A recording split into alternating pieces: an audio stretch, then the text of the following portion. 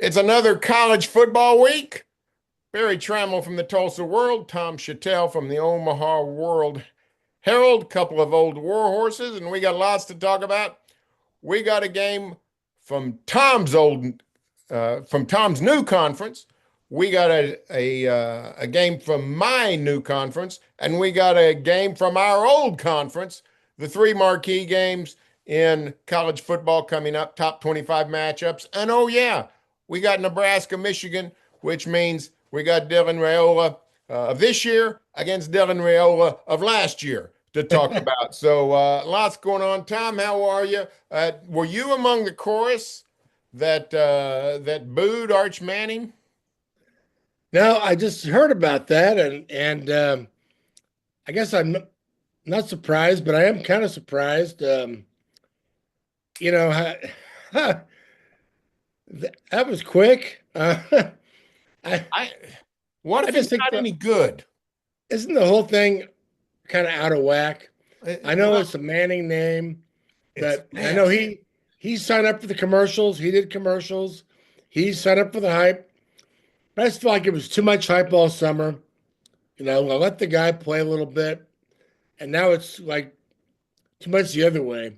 Um, I mean, Barry, you know this more than anybody. There's one game when it comes to OU Texas that is going to tell the tale for everybody, and that's the game in Dallas. So Yeah. that'll, they may be cheering him after that one. So who knows? But yeah, I just think I don't like college players getting booed anyway. I know they're Oh, getting you paid don't. now, but they're not pros. They're not They're good enough not. to Oh, be pros. they're not pros. They're not good enough to be pros. I mean, they're making money, but Hmm. they're not.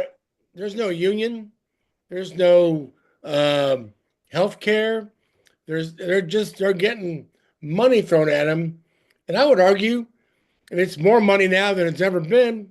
But they're probably getting money thrown at them in the 60s and 70s too. So, and so forth. So I Yeah, don't like booing kids, but I understand. It's probably a very very old school mentality right now. yeah. I don't like booing. I don't like booing at NFL games. I don't like booing at movie theaters. Uh, I don't. About the only place I like booing is at political rallies. Not that I go to political rallies, but if anybody deserved to be booed, it's politicians. But so I don't like it, but it's to be expected, and it's going to get worse when we see the changes in college football. I would argue that they are pros. I mean, they're getting paid a lot of money. And Arch Manning, I mean, we're going to talk about Dylan Raiola and Bryce Underwood here in a few minutes, but I mean, Arch Manning is not 2 weeks, 3 weeks into his college career. He's been on Yeah, campus at Austin 2.5 years. right. Crying out loud, he's eligible to go in the draft. Yeah, He declare for the draft here in 3 or 4 months. well, So at some yeah. point, he's got to produce. And, so I don't know. But that was very interesting because he didn't look good on Ohio State. But since then, he hadn't been playing Ohio State and he still hasn't looked good. Yeah, something's going on there. I don't know what it is. Something's off because Sarkeesian wouldn't tie his wagon to Arch Manning if Arch Manning couldn't play. I mean, this is a guy that knows what he's doing. So I don't know, but There was it was somebody threw wild. it out the press conference about him being hurt or having something going on or something, and Sark wouldn't answer it. So I don't know. Yeah, it's still an interesting weekend. We saw Notre Yeah, Dame, Clemson, both national title contenders, suffer their second loss of the season before mid-September. Both of them had lost. Let's see, when did I think? Well, maybe not Notre Dame because that was a night game, but Clemson had two losses before TCU played two games. yeah, By sundown Saturday, TCU had played one game and Clemson had two losses. So it's a wild, to me, it's a fascinating season because I don't know who's good. I don't know who's great. I I mean, you know Georgia, Tennessee, is Georgia great? well Ohio State? I don't know these things. if if Tennessee had a kicker, or if they got a kicker, but Oh, if he'd made that kick, I mean, there kickers. wouldn't be, there wouldn't be a talk Oh, about Georgia. I wonder if this might be the year of the duck. I mean, we'll see. yeah, they They look look pretty good. good, but it's so early right now. Yeah, they do But look good. I tell you what, the team in your backyard, they got that win over Michigan in their uh, uh, the back pocket. I know they got a bunch of games in the SEC. I just wonder. I don't expect anybody to go undefeated, but with this, well, we only have 1 year of the 12-team format. What's the tolerance line? What's the over/under line for getting in? Is it two losses or three? I think it's probably two losses, but Yeah, I don't know. It's this year looks crazy. Um, Texas already has one loss. You think they're going to go undefeated? I don't know. I don't. So I mean, they may be on the outs pretty soon if they're not get this thing going. yeah. But OU is one to watch. This week is a big one for them. Run out of the gate. Um, Let's you start there, Tom. breathe. Let's start there. I got a question for you. You've been Yeah. on a long time. Have you the transfer portal has opened up so many storylines that we didn't used to have. Have you ever seen anything like Auburn, Oklahoma, Auburn coming in with the quarterback that Oklahoma discarded just 9 months ago and is happy to have him and he's playing pretty well? I mean, this is a referendum on the coaches. If Jackson Arnold plays well and beats Oklahoma, I mean, it's an indictment of Brent Venables, but if the Sooner defense smothers Auburn, it's an indictment of Hugh Freeze for not believing the game film from a year ago. Have you ever seen anything like this before the portal made all this possible? No, I haven't, and it's a sign of the times, and it just gives us more to write about.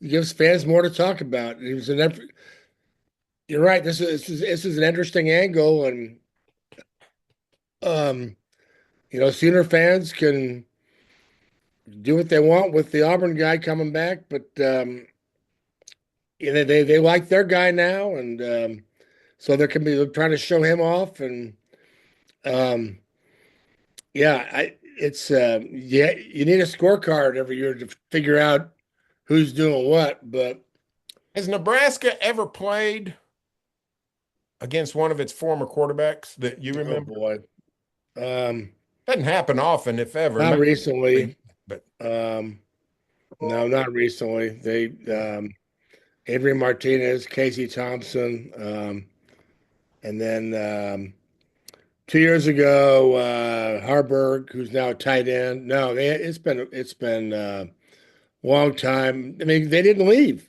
Brass quarterbacks didn't leave. right. Maybe once in a while, but the guys who left weren't going to go start somewhere else, probably. So, You know, it's not interesting. Didn't Nebraska, even long before the portal, we're talking 40 years ago, 30 years ago, Nebraska had a little luck with transfer quarterbacks coming in. yeah, Wasn't Vince Ferragamo and Scott Frost were both transfers? yeah. Where did The Frost thing Ferragamo was come from? Was interesting. he Stanford or Berkeley or Yeah, Stanford, and then he was there 1 year.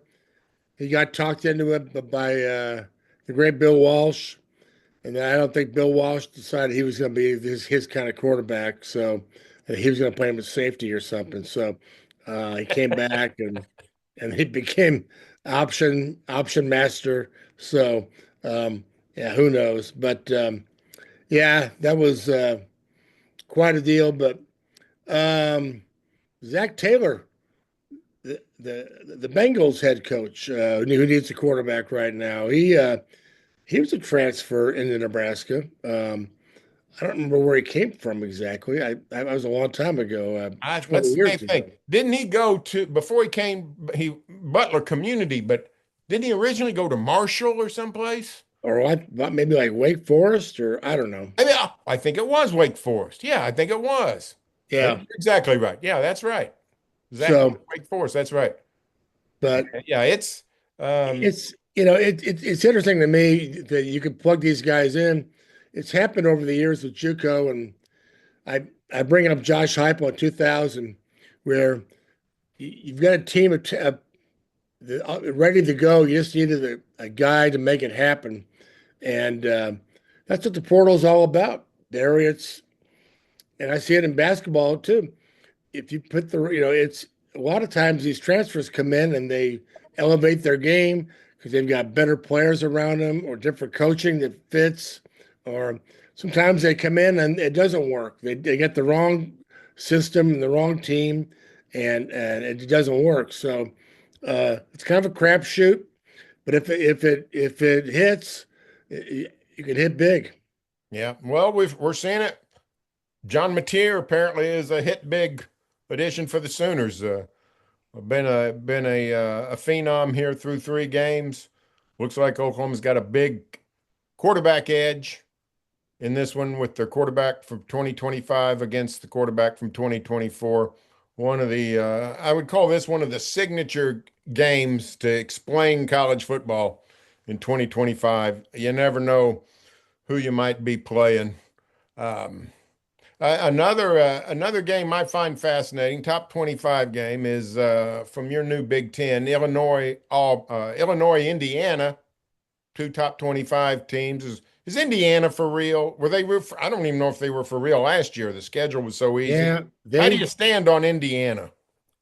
they they have a hell of a coach, and that guy has got something going on. Um, he's a guy who has to have believers, and he's got a team. He probably brings guys in, but he had 20 some guys from the portal a year ago that he brought with him um, from the smaller James Madison. But yeah, do these guys believe it's fundamental football? It's not pretty. Um, would you put it up against the SEC team that's going to score 40 points? I don't know, but it works in the Big Ten, and it worked last year without a tough schedule. Now they beat Michigan at home, um, but they didn't beat Notre Dame.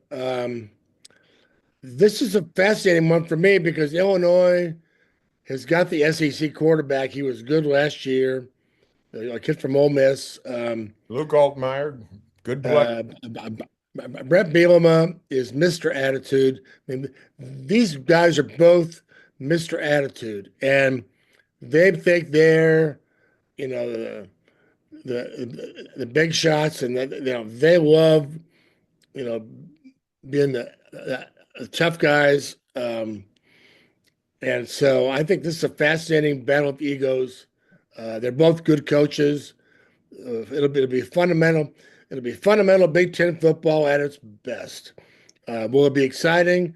Maybe if you love Big Ten football, but it is fascinating because people are still wondering about Indiana, and for Signetti to kind of go off at Big Ten media days on the SEC. Probably a lot of people in the SEC paying attention to Hoosier football for the first time ever in their lives. So I'm fascinated by it, Barry, because I keep thinking Indiana fans probably think this is kind of fun, but they don't need football. They need basketball. Yeah. They don't need the playoff. They need the Final Four. And all their revenue sharing money is going to go to hoops, or most of it. So I wonder how long is a guy like Sinetti, is he going to play second fiddle? Is he going to, especially if they're not giving them the same kind of money the other Big Ten football coaches are getting for their players? I'm fascinated by that. How long he's going to be there, but he's there now and he's still winning. He's not going away. I don't know when they match up against some other teams how that's going to look. Um, I forget. I just remember they did play Ohio State last year. It was close, and then I think Ohio State pulled away. But um, they're good. Illinois is a playoff sleeper this year. They're one of those fringe playoff. So for playoff watchers on September 20th, this is one of those games. It would be cool if one of these teams actually were a legitimate Big Ten contender. Yeah. Could stand up to Ohio State, Penn State, Oregon trio, a Big Ten title game of of Illinois versus Oregon or Illinois versus Ohio State. Would be cool if you had some belief that it would be competitive. We've seen some non-competitive Big Ten championship games. We certainly don't want to see another one of those. But Well, it is I think there's enough interesting. money being spread around that that's more likely than ever. But I think you take a quarterback, you'll take somebody's like a special kind of quarterback fit or a guy who gets on a roll and it's hard, he just has that thing where he can't be stopped. That might be what gets like one of those schools up into the Big Ten championship or playoff. But Indiana had it last year. They had the quarterback last year. Yeah. So now um, this is I think it's at Bloomington. So I guess it'll be a sellout, I guess. But who knows? Again, Illinois plays just like Indiana, and these coaches are. I wouldn't be surprised if they butted heads the handshake because that's just kind of the guys they are. And so, um, I don't know what time the game is. I'd love to watch it. 6:30 NBC. All right. Well, maybe I'll be writing a little bit, but I'll watch it. It's a strange time in which we live, in which Indiana, Illinois is a bigger game than Nebraska, Michigan. And maybe it won't prove out that way. Maybe by the end of the year, Uh, we'll look back and say, man, that Nebraska, Michigan, what a turning point. But yep. let me ask you a question about the Wolverines coming into Lincoln. It's been 15 years now, or almost 15 years since the Huskers moved to the Big Ten. Does it seem normal now? Is it still like Auburn's coming to Oklahoma on Saturday? And then later, Ole Miss is coming to Norman. Later, LSU's coming to Norman. None of those three schools have ever Well, played at Owen Field. And it still that's a, seems odd, you that's know. a great question. It does still Does seem it, odd. 1 year in, this does not, it still seems surreal, I think, But in Oklahoma. How does it feel in Nebraska yeah, with Michigan coming in as a big game? it's more normal than it was. But it depends on your generation, your age. For me, I'll never get used to it. I'll never be a Big Ten guy. I'll never really kind of feel like I'm home or like I belong. Um, and there's a lot of Husker fans like that. Problem is, Barry, in the Big Eight and Big 12 kind of played everybody every year. You played this Big Ten. We don't do that anymore. We don't see Michigan all the time. There's not harder to only Nebraska now plays Iowa every year. So that's kind of the rivalry they're trying to build. But it's yeah, it's more normal than it was. But I've always said Nebraska really won't feel like they're in the Big Ten until they win it, until they have success at the top. Now they won the division, the Big Ten worst, a couple times, but or maybe once. Um, but I just feel like they haven't had enough success. I think, and that's to me, that's what this game is all about: is the return of the big game to Lincoln. You know, Nebraska football was never defined by national titles.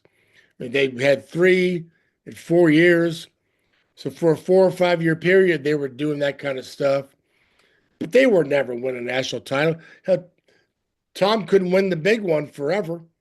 And so, and then he couldn't stop winning the big ones. But to me, basketball was always defined, and I think OU too, was defined by big games.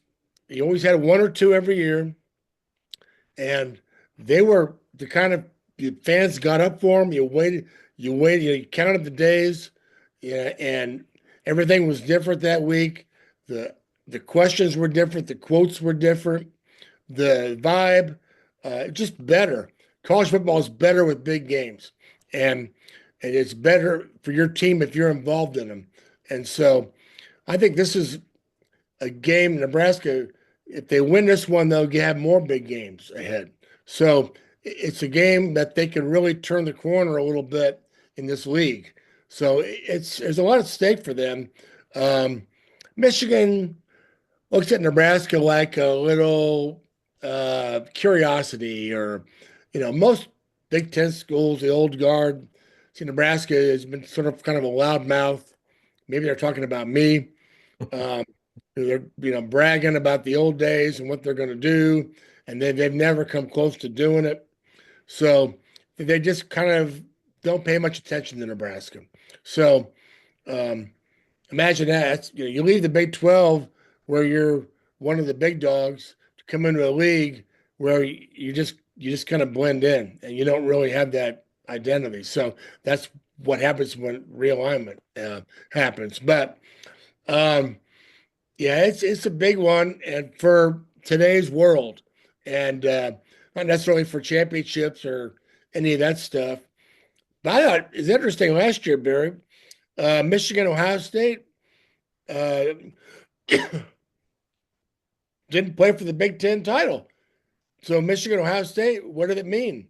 Well, it meant a lot to them. So Michigan won it. Then Ohio State won the national title. So what does the Big Ten title mean? I don't know. I don't know what any of this stuff means anymore. But it's just when you have 18 teams, this stuff is going to happen. But the Big Ten's changing, and where does Nebraska, Michigan fit in? It's a good game this week. Well, it's a fascinating game on this level too at quarterback. Dylan Raiola, of course, the savior of Nebraska football potentially. Uh, True freshman starter in 2024, but actually played, I thought, pretty well for a true freshman. Gave you a lot of hope, Cornhusker fans, that this is going to be your guy.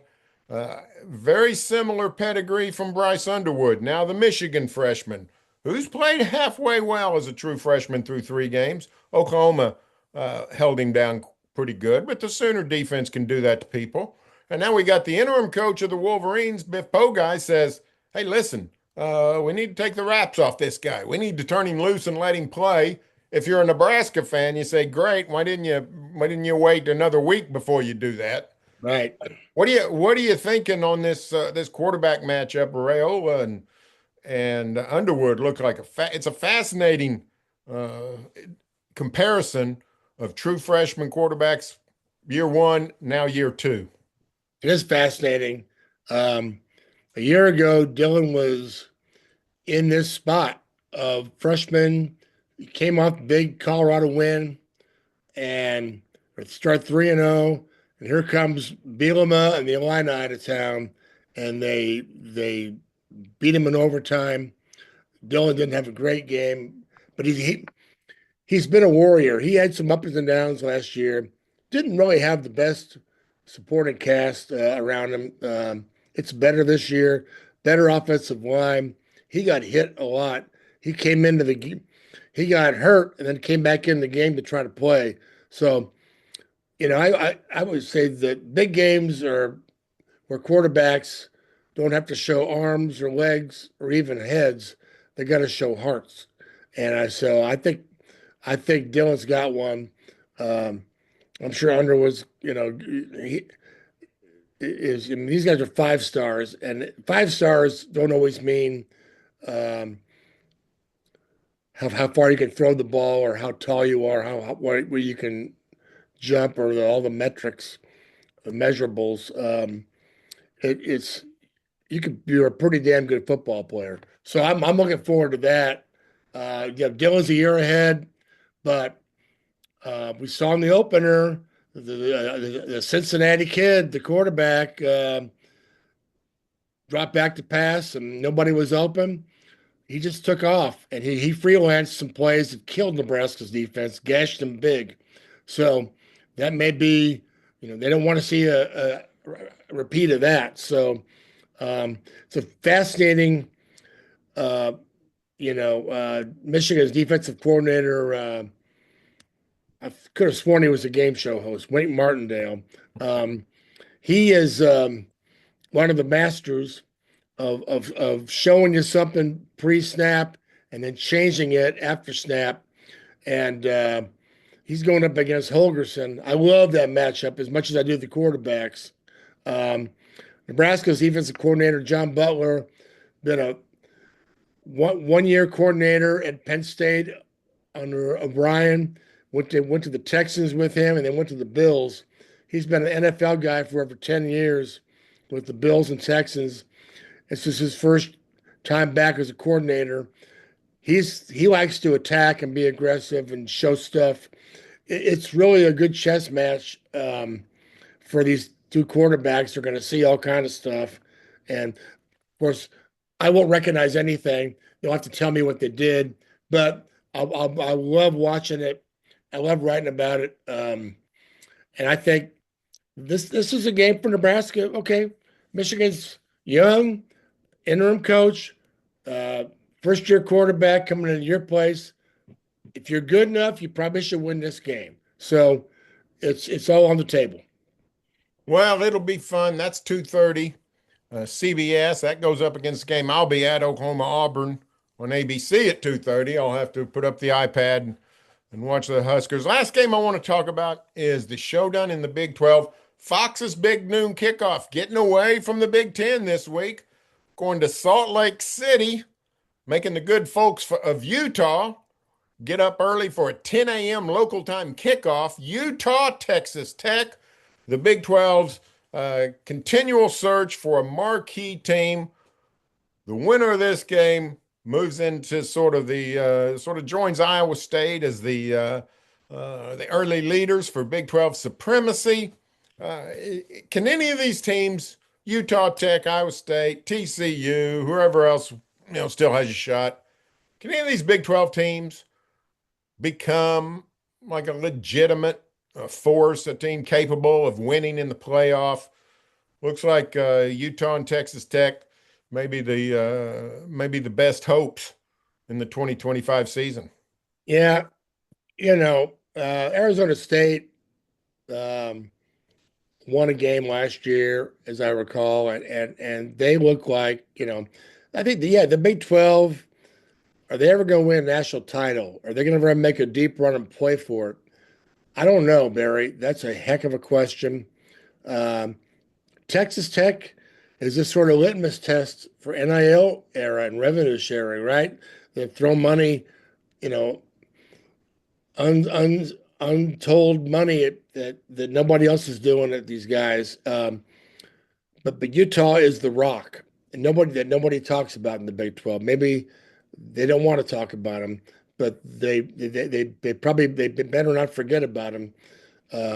Dion got the headlines, and we hear about Texas Tech and sometimes Gundy and sometimes Iowa State, or and this is Utah's deal right now, and I think this is what Winningham's final year. Maybe is that right? Is he out or is People he are getting said? it's not official, but he's got his successor, and Yeah, people are heavily speculating. I I know what Utah is, Barry. I want to see what is Texas Tech, and do they have the kind of money to be the kind of team you're talking about? Can they go into playoff? Can they buy enough talent out there in Lubbock? Because we all know that they care a lot about football. Um, and without OU and Texas out of the way, can Texas Tech kind of slide in there and be that team? That we thought Baylor might be a few years ago, but they haven't really um, followed up. So yeah, I'm looking at this game from the eyes of like, what is Texas Tech, and is this um, is this their time to move? Because this is a game that both teams to get for a playoff resume. This is a big game for either team's playoff resume to get a win over either one of these. So I think they're both going to keep winning. So but I think Big 12 is probably one bid league still. I don't know. I don't see a lot of big non-conference wins in that league right now. KU lost to Missouri. Iowa State beat Iowa, but we don't know what that'll mean. So probably one bid, maybe two, but it's a big one. The loser of this game needs to keep winning. That's what needs to happen. They need to get two or three 11-1 teams to the finish line. That would do wonders for the Big 12. The loser of this game would need to do that. I like Utah because they're playing at home. They've got the new quarterback, Dampier from New Mexico, doing a great job. Utah looks like it's fixed its offense, sort of like Oklahoma, getting a coordinator quarterback combo. So we'll see. This is the first big test. I'm glad Fox is there. Good for the Big 12, getting the prime slot, even if it is morning in Utah. I covered a 10 a.m. Oklahoma Brigham Young game 2 years ago at BYU. I can tell you, 10 a.m. is awfully early to play a football game, no matter where you're at. Well, Tom, this has been fun. It's going to be Yeah. a fun Saturday in both our states, in both our markets. So Nebraska, Michigan, Oklahoma, Auburn, plus the assorted madness that goes everywhere else. And we will see who gets booed this coming week. Arch Manning was booed last week. I don't know who's getting booed next week. Uncle Sam, Betsy Ross. I don't no telling who gets booed next week. But it's been fun. Love the Yeah. hat, vintage Orange Bowl hat. Yeah. I had to bring it out. Yeah, You know, Bob Stoops is. Yeah, Bob Stoops. It was announced today was inducted to show you how the world has changed. He's been inducted into the Rose Bowl Hall of Fame. So, it's a world gone mad. Um, you know, this is the OU Arkansas, and of course the old timers will remember they played in '77, and Lou Holtz upset them, and then Barry got his revenge like 10 years later in '86. But they're in the same league now. Where they're going to play a lot? Are we going to yeah, see a?